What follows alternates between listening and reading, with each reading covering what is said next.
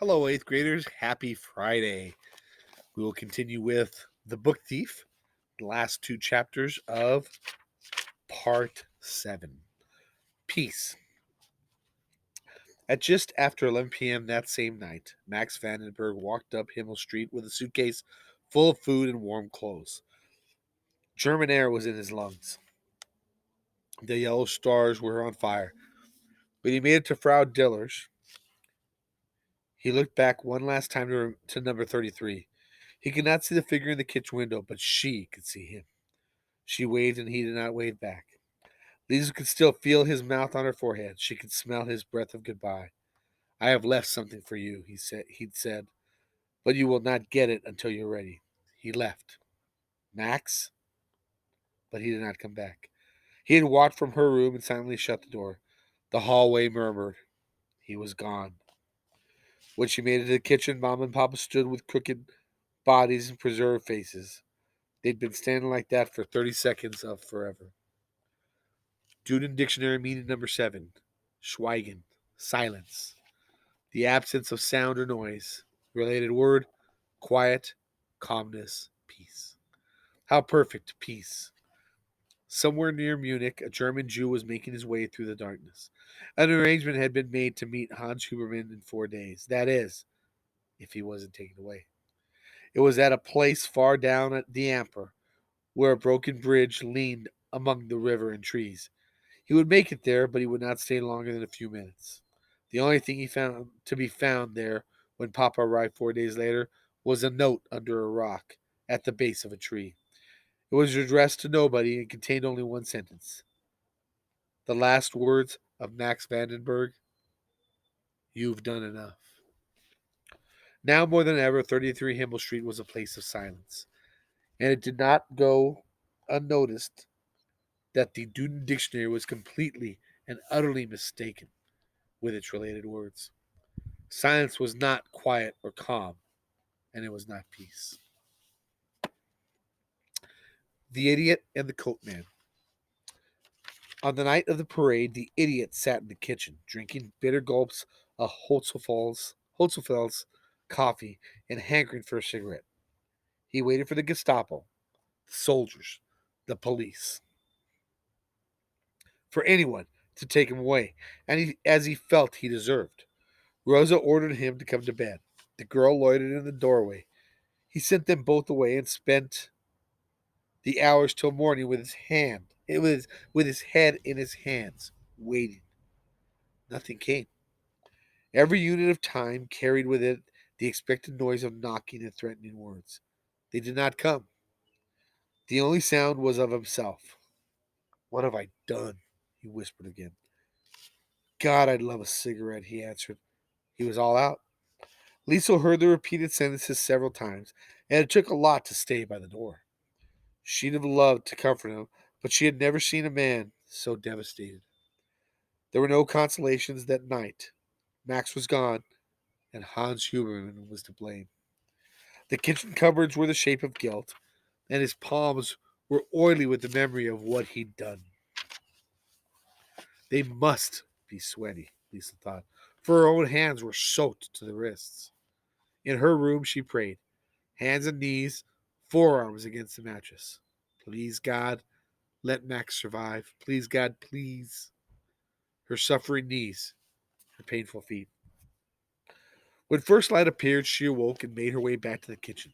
Papa was asleep with his head parallel to the tabletop, and there was some saliva at the corner of his mouth. The smell of coffee was overpowering, and the image of Hans Huberman's stupid kindness was still in the air. It was like a number or an address. Repeated enough times, and it sticks. Her first attempt to wake him was unfelt, but her second nudge on the shoulder brought his head from the table in an upward shock. "Are they here?" "No, Papa, it's me." He finished the stale pool of coffee in his mug. His Adam's apple lifted and sank. "They should have come by now. Why haven't they come, Liesel?" It was an insult. They should have come by now and swept through the house, looking for evidence of Jew loving or treason. But it appeared that Max had left for no reason at all. He could have been asleep in the basement or sketching in his book. can't have known that they wouldn't come, Papa. I should have known not to give that man some bread. I just didn't think. Papa, you did nothing wrong. I don't believe you. He stood and walked out the kitchen door, leaving it ajar. Lending even more insult to injury, it was going to be a lovely morning. When 4 days had elapsed, Papa walked a long length of the Amper River. He brought back a small note and placed it on the kitchen table. Another week passed, and still Hans Huberman waited for his punishment. The welts on his back were turning to scars, and he spent the majority of his time walking around mulching. Frau Deller spat at his feet. Frau Holzfeld, true to her word, had ceased spitting at the Huberman's door, but there was a handy replacement. I knew it, the shopkeeper damned him. You dirty Jew lover. He walked obliviously on, and Lisa would often catch him at the Amper River on the bridge. His arm rested on the rail, and he leaned his body over the edge. Kids on bikes rushed past him, or they ran with loud voices and the slaps of feet on wood. None of it moved him in the slightest. Duden Dictionary meaning number 8. Nocturne, regret, sorrow filled with longing, disappointment, or loss. Related words rue, repent, mourn, grieve. Do you see him? He asked her one afternoon when she leaned with him in the water there. The river was not running very fast. In the slow ripples, Lisa could see the outline of Max Vandenberg's face.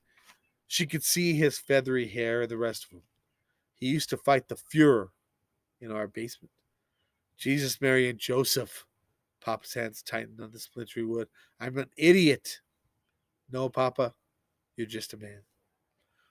The words came to her more than a year later when she wrote in the basement. She wished she'd thought of them at the time. I am stupid, Hans Huberman told his foster daughter, and kind, which makes the biggest idiot in the world. The thing is, I want them to come for me. Anything's better than this waiting. Hans Huberman needed vindication. He needed to know that Max Vandenberg had left his house for good reason. Finally, after nearly 3 weeks of waiting, he thought his moment had come. It was late. Lisa was returning from Frau Holzelfeld's when she saw the two men in their long black coats, and she ran inside. Papa, Papa! She nearly wiped out the kitchen table. Papa, they're here. Mama came first. What's this shouting all about, Samich? Who's here? The Gestapo. Hansi. He was already there, and he walked out of the house to greet them. Lisa wanted to join him, but Rosa held her back, and they watched from the window. Papa was poised at the front gate. He fidgeted. Mama tightened her grip on Lisa's arms. The men walked past. Papa looked back at the window, alarmed, then made his way out of the gate. He called after them. Hey, I'm right here. It's me you want. I live in this one. The coatmen only stopped momentarily and checked their notebooks. Nope, they told him. Their voices were deep and bulky. Unfortunately, you're a little old for our purposes.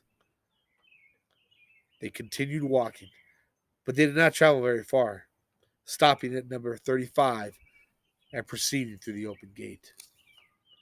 Frau Steiner? They asked when the door was open. Yes, that's right. We've come to talk to you about something. The coatman stood like jacketed columns on the threshold of the Steiner's shoebox house. For some reason, they'd come for the boy. The coatman wanted Rudy. And that's it for this week. Hope you all have a wonderful weekend, and we will see you again on Monday.